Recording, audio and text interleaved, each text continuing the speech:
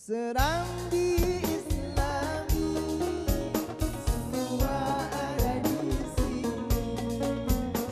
Kajian Islami buat bekal nanti. Pemirsa TVRI yang berbahagia, Allah Subhanahu wa taala berfirman di dalam Quran surah Ali Imran ayat 14, "Zuyyina lin-nas hubbus syahawati minan nisa'i wal banina wal qanatiril muqantarati minad dahabi wal fiddati wal khairil musawwamati wal an'ami wal harth dzalika mata'ul hayatid dunya wallahu 'indahu husnul ma'ab." Masya Allah. Syekh, tadi ada kalimat dzalika mata'ul hayatid dunya. Jadi kehidupan ini sebenarnya adalah perhiasan yang terkadang membuat kita lupa, lalai, silau dan lain sebagainya. Apa penekanan dari ayat ini, Syekh? Ya, ayat ini menginformasikan bahwa setiap diri manusia ada syahwatnya, kebutuhan biologis kita. Sandang, pangan, papan. Termasuk kesenangan dunia yang lainnya. Maka kita akan melihat di sini dalam pembahasan ini bagaimana mengkolaborasikan antara fungsi fikih dan tasawuf dalam saum ini. Masya Allah. Tadi sudah dibahas dari sisi fikih. Kenapa harus diakhirkan untuk sahur dan ditakjilkan, disegerakan untuk berbuka. Karena ada keterbatasan fisik kita.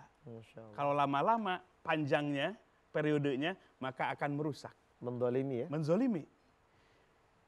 Dari sisi tasawuf, manusia tadi diberikan syahwat atau hawa nafsu. Dalam ilmu tasawuf penting sekali bahkan jadi kunci. Namanya mujahadatun nafs atau jihadun nafs. Apa jihadun nafs? Artinya kita harus berkorban untuk apa? Memanage, mengendalikan nafsu kita, syahwat kita. Sebab syahwat atau nafsu kita terhadap kesenangan duniawi itu sifat dan watak aslinya dari nafsu kita atau syahwat kita. Pertama, tidak terukur keinginannya. Unlimited ya? Unlimited, tidak terukur. Sudah satu pingin? Dua. Sudah dua pingin? Tiga. Nggak selesai. Yang kedua, karakter, sifat dari nafsu kita yang Allah desain sebagai bentuk ujian adalah di samping tidak terukur, tidak mau diatur. Iya. Tidak mau diatur nafsu itu. Liar Ustaz. Liar.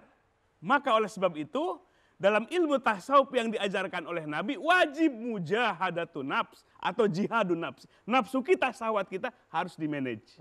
Harus dididik, harus ditundukkan. Maka Nabi SAW menyatakan, la yu'minu ahadukum hatta yakuna hawahu taba'an lima ji'tu bih. Shadaqa Rasulullah SAW. Tidak dihitung orang yang beriman di antara kalian hingga hawa nafsumu, syahwat nafsumu tunduk kepada perintahku. Masya Allah. Maka pingin bahagia semua? Pingin sukses semua? Rumusnya singkat tapi padat.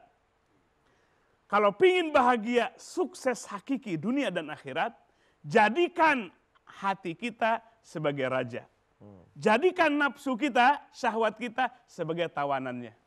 Masya Allah. Sebaliknya orang akan celaka 12. 6 di dunia, 6 di akhirat. Celaka 12. Apabila dibalik rumusnya, nafsunya, syahwatnya jadi raja yang menginstruksi, yang gak terukur tadi, yang gak mau diatur. Hatinya menjadi tawanan nafsu kita. Na'udzubillah min dzalik. Masya Allah. Jadi kalau kita lihat terjadinya kriminalitas, korupsi, ketidakadilan, itu karena nafsunya yang menjadi raja sementara hatinya ada dalam tawanannya. Masya Allah. Syekh, tadi menarik ya pemirsa, Bapak Ibu semuanya. La yu'minu ahadukum hatta yakuna hawaha taba'an lima ji'tu bihi. Sampai nafsunya betul-betul mengikuti apa yang Allah inginkan. Apakah maksud dari hadis ini berkaitan dengan nafsu yang disebut mutmainnah, Syekh? Ya. Ini Ustaz Reza nih mancing ini. Tapi bukan mancing keributan ini. Dalam ilmu tasawuf itu nafsu itu sebetulnya tadi kan orsinilnya, watak aslinya itu nggak terukur dan tidak mau diatur. Maka harus apa? Jihad. Jangan kita yang tunduk, kita tundukkan nafsu kita. Nah, kalau nafsu kita terus kita mujahadah atau jihad, mendidiknya, mengaturnya, nafsu itu akan berubah.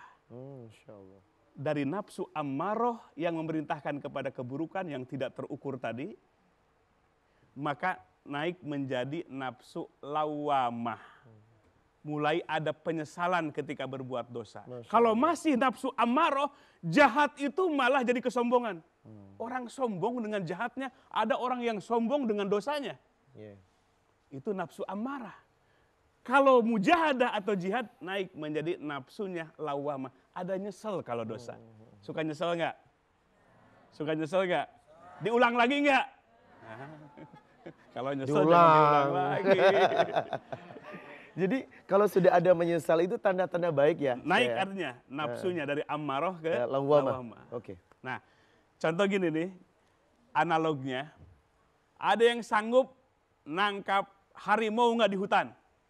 Ingin lihat wajahnya dah. Watak harimau itu buas, predator. Betul nggak? Ada yang sanggup? Tapi kalau anak harimau yang baru lahir, dipelihara oleh pawangnya, dilatih bahkan bisa main sirkus, menghasilkan uang. Berarti seekor singa itu tunduk kepada siapa? Pawangnya. Kenapa? Dilatih tahun bertahun. Komitmen, konsisten dalam apanya? Si pawangnya itu melatih seekor yang tadinya buas jadi apa? Jinak, bahkan menghasilkan uang. Itu gambaran nafsu.